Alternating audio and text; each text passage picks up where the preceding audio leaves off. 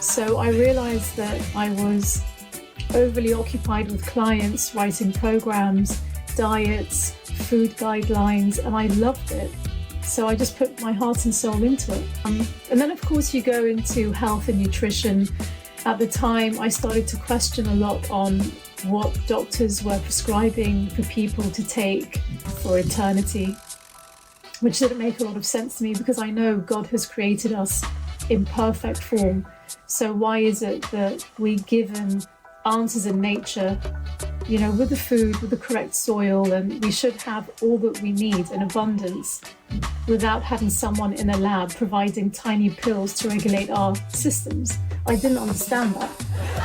So that's when I started to go into natural medicine a little bit.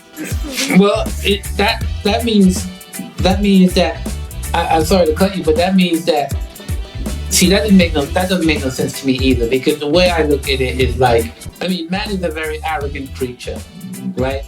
They're stupid. We are stupid. We're arrogant. We think we know it all, right?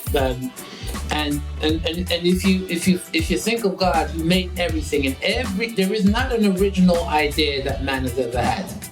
There is no original idea man has ever come up with. Everything that man has come up with is come from nature. It's come from what they've seen or what they've experienced in life, and in the universe or whatever, right? So every solution is here on the planet. God is out of time. He can see what could be the worst that could happen to your body in every continual way, and He's presented and provided a solution for it, right?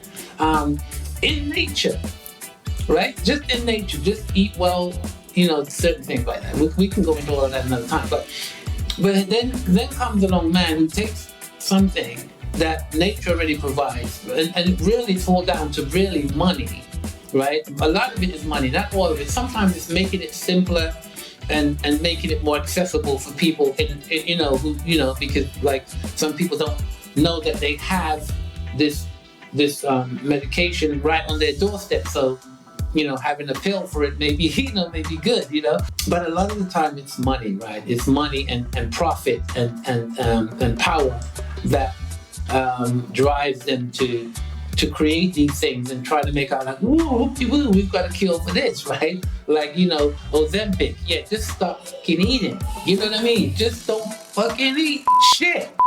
You don't need Ozempic. It's like, if I'm the doctor, I'd be fired.